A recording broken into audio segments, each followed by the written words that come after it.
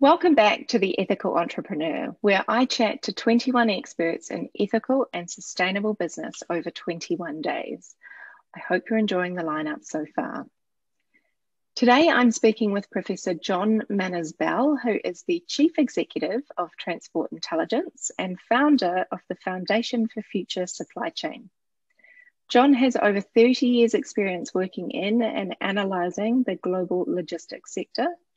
He is a fellow of the UK Chartered Institute of Logistics and Transport and former chair of the Supply Chain and Logistics Global Advisory Council of the World Economic Forum. John has also advised the European Commission Directorate General for Energy and Transport, and he has written 5 books on the industry, including Supply Chain Ethics and Supply Chain Risk Management. Quite the accomplishments, John. It's lovely to have you with us. Welcome.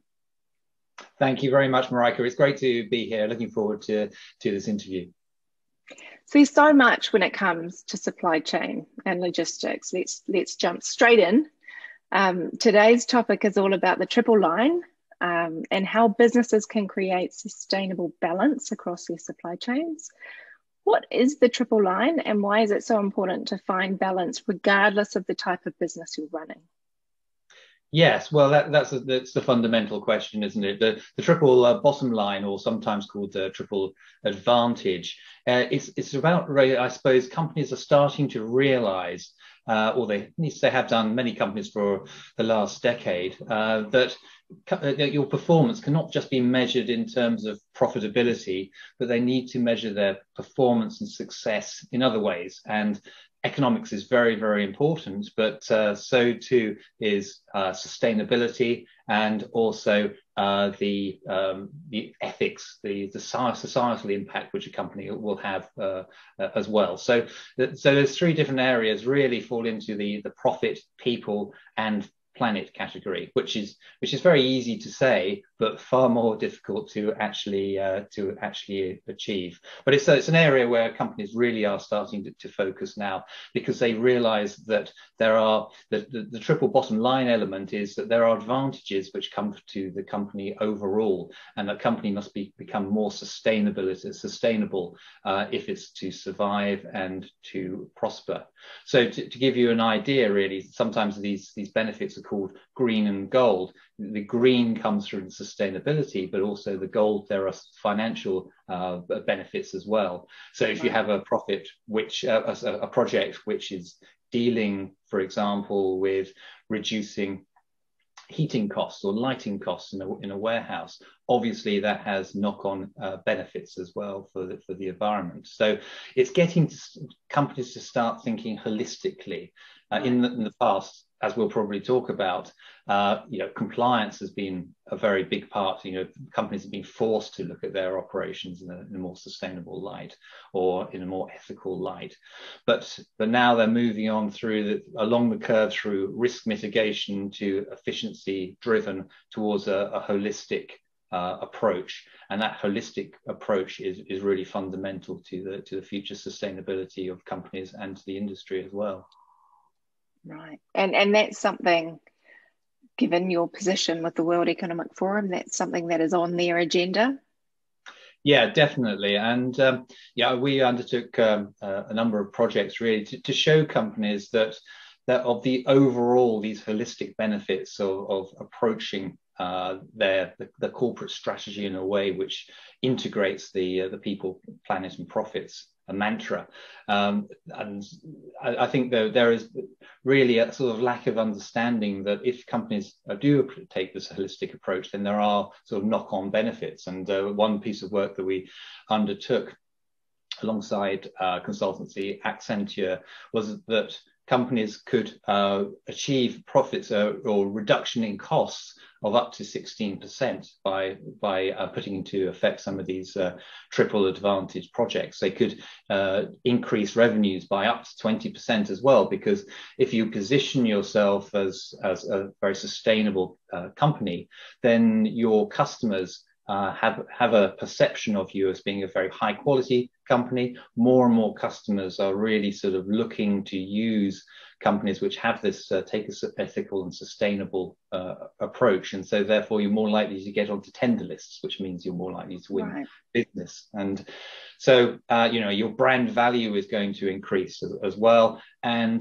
at the same time as that, greenhouse gases diminish, and sometimes by up to a fifth. And that's in a sort of a survey or working with companies which have taken this approach right across the board, not just in terms of the environment, but in terms of their societal impact, the impact on their employees, the communities in which they work as well.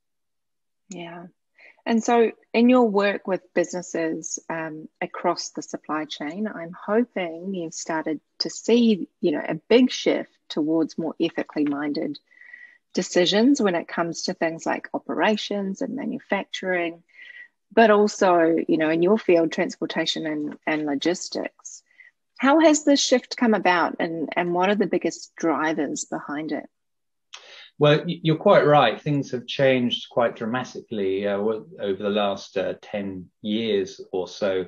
My company, Transport Intelligence, has been quite regularly surveying companies in the logistics and supply chain field and tracking these changes. And it certainly is the case that more companies are adopting a better, more ethical and sustainable approach to doing business.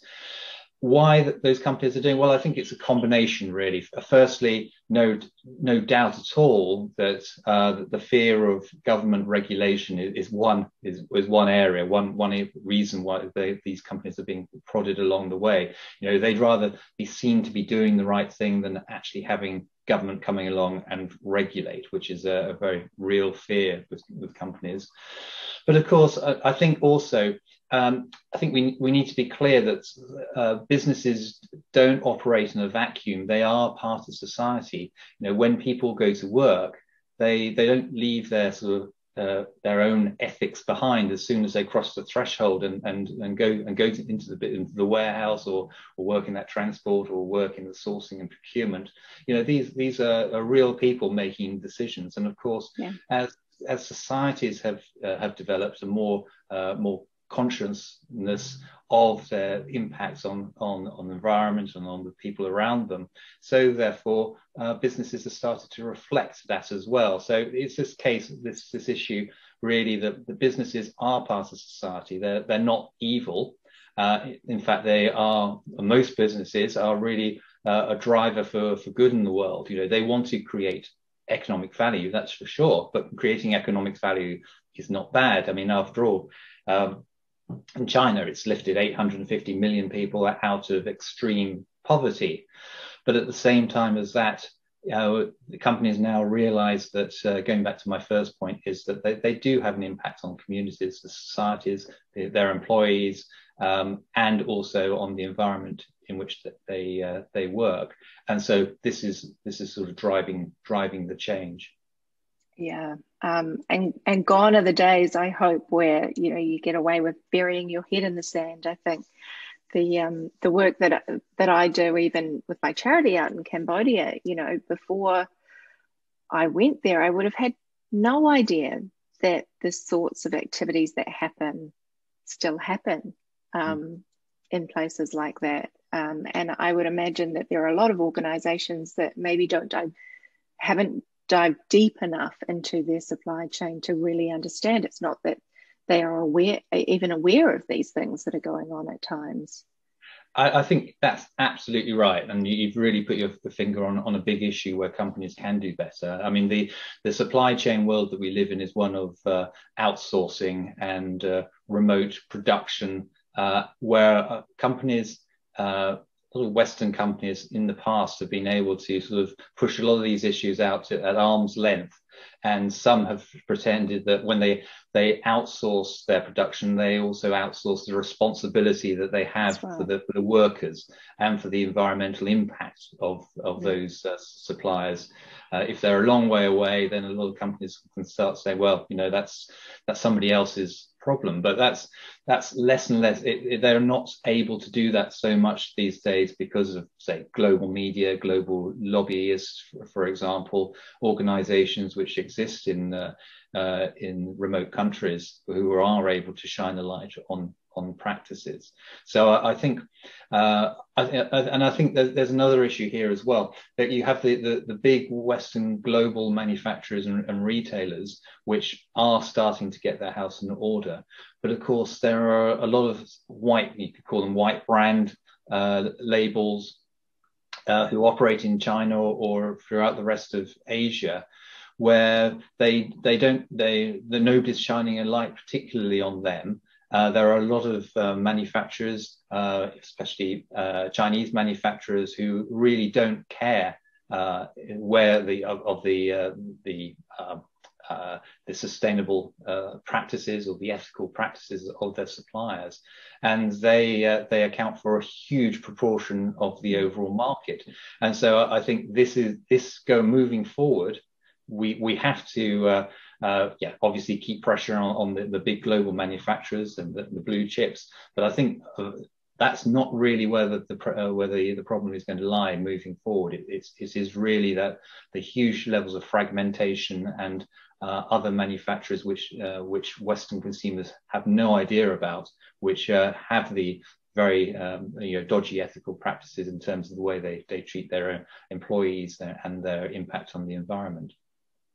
Yeah, I mean, there's the employees and the environment. I recently worked with a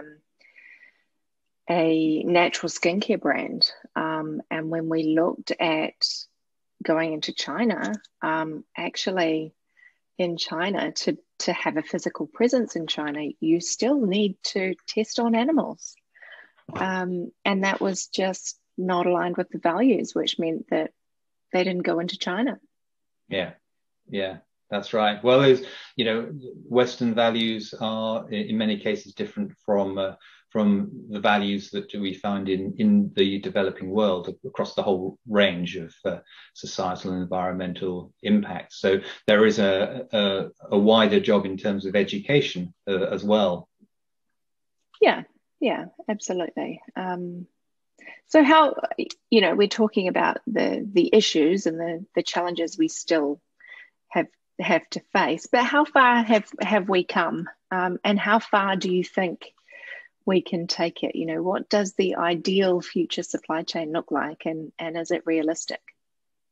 Yeah, I think we've come a long way over the last 20 years. I think there's still a long way to go, but there are still many more changes to be made. I think government will necessarily play a role in that, but in my view, the best role that they can play is about facilitation rather than over regulation, because in a lot of cases it goes back to the point that we don't want to destroy the economic value that these many companies are creating. I mean, if you look at, for example, conflict minerals in parts of West Africa, for example, I mean, there would, when the issue came to light, especially in the Democratic Republic of Congo, for example, about the mining practices, and also the fact that a lot of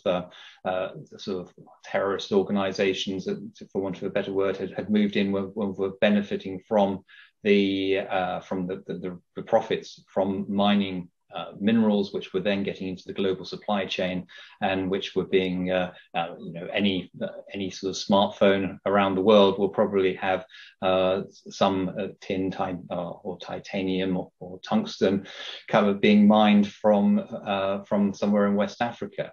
And a lot of companies, the first, I suppose, reaction would be to, where else in the world can we source these goods from?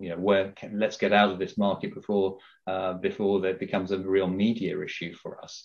But that's not necessarily the right thing to do, because if you pull out of these markets, whether it's in, say, the conflict minerals, or whether it's in fashion manufacturing in Bangladesh after the Rana Plaza incident, for example, if you pull out of these markets, then you plunge people back into poverty, because in a lot of cases, these companies are creating large amounts of economic value for very, very poor communities.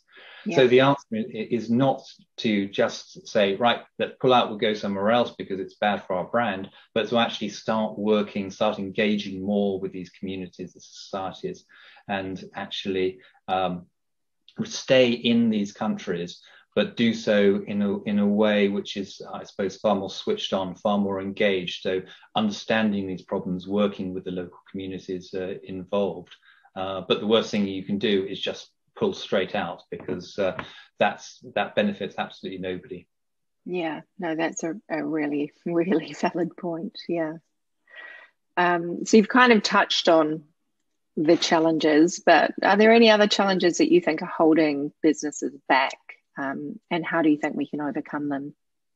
Yeah, I think certainly if we turn our attention to the environmental issues at the moment, a lot of our environmental problems will be maybe not solved, but mitigated by improvements and developments in technology. And I think as we look forward, one of the main problems, what's holding a lot of companies back, is in terms of they are worried about investing in the wrong types of technology, for example. So if you look at alternative power, for example, there's a huge debate at the moment about whether future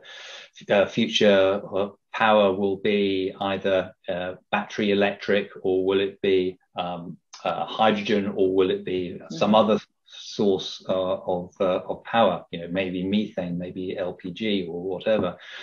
And there's so no clear path for that. Right. Lots of people have different ideas. Lots of governments have their own strategies in place, but they're all competing against each other. And a lot of companies are sort of very worried about being the first mover into a technology, because it could end up spending huge amounts of money, and for that money to be wasted if another technology is the one that ends up being adopted. Yeah. So I think that's a really big impact issue. I mean, and not just in terms of the environment, but if you look at, for example, more the societal impact, obviously companies, say a fashion manufacturer, may want to start paying their employees or their suppliers more, and so the benefits will trickle down throughout the supply chain. But if they start paying their suppliers more, that means they may well be producing goods which are not competitive in the marketplace. So I think from that perspective as well, that's when you need to have manufacturers and retailers working together to actually increase the amount of value, increase the benefits which their suppliers get from being integrated within the global supply chain. And if all companies are doing that, then it doesn't become a race to the bottom, which it has been in some cases, some markets, and then the whole industry, the value can move up. Obviously, that's going to have impacts on consumers. But I mean, this is really a fundamental point. Consumers will have to start taking responsibility and have to understand that the best case, I suppose, has been the £5 or the $5 pair of jeans in the past. If people go into a shop and buy a pair of jeans for $5 or even $10 or whatever the price is, they have to understand the implications or why they are being sold at such a cheap rate. It's because the people in Bangladesh or in Southeast Asia who are making those jeans or that t-shirt or whatever are being paid tiny amounts of money. So if consumers really need to take this responsibility and actually start looking into understanding the sourcing practices, make sure that their goods are being ethically sourced, and if they want to buy something really cheap, they have to understand that somebody is paying for that. That's right. Yeah. Well said. Thank you. Final question. And this is one that I ask most of my speakers, so the audience are familiar with this one. But as a business and charitable founder yourself, if you knew when you were just starting out what you now know, what would you do differently?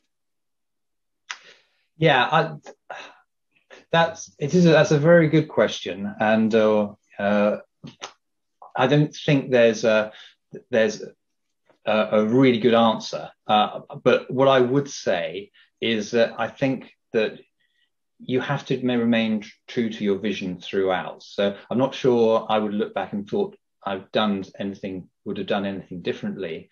But I think you have to be laser focused in the execution of your plans, and you have to stick to those, because there are lots of different competing pressures if you're an entrepreneur. There may be other opportunities which start cropping up, or you may have many other problems and challenges along the way. But if you actually remain true to your founding vision, then you can't go too far wrong, I think. And the other thing I would say, don't underestimate the length of time it takes for that vision to come into effect or come to fruition, because it always takes longer than you imagine. I think when people start out and start looking at business and think in terms of 5-year plans and so on, well, it's probably going to take more than that. It could be, I've been running TI for 20 years now, and there are so many more things I want to do. We've just started up the foundation for the future supply chain, and again, that's going to be a 10-year, 20-year project, so it's these things take time. It takes time to get your name out. It takes time to get traction in the market, for people to understand what you're trying to do. And amongst all that, you just have to remain true. If it was a good idea when it started, you have to realize it's going to be a good idea in 10 or 20 years time. But just stay true to your founding vision. Yeah. And don't be disheartened if it does take longer. No, exactly. There will be many, many challenges along the way, and some not related to business, some related to your personal life as well, which again goes back to that point. You're not in a vacuum. You don't just come to work and work is different from your personal life. There are lots of challenges with a personal business. You don't know what the government's going to throw at you with COVID, for example, but it's just you need to be relentless in your pursuit of your goals. Yeah, and resilient. Very. COVID has taught us nothing else. Yeah, exactly. Good point. Yeah. So thanks so much for your time today, John. As a freelancer who provides a service, not a problem. Hopefully I don't provide a problem, not a product. My supply chain isn't as complex as so many out there, but your comments have definitely given me some things to think about in terms of, the supplies that I purchase for my business and the services I need to run my business and my charity. And I mentioned my charity earlier. It operates in the community that we support, which is just on the outskirts of Phnom Penh in Cambodia.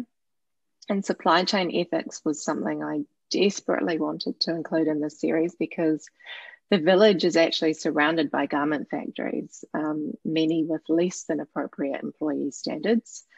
So thanks again for bringing such an important issue to light. How complex is your supply chain? Have you done your due diligence, and does it go deep enough? I'd love to hear any wins or any challenges you may have had in this area. Send me an email or get in touch on social. I am always listening. In the meantime, have a wonderful day, and I will see you back here tomorrow. Thanks, John. Thanks, Marika.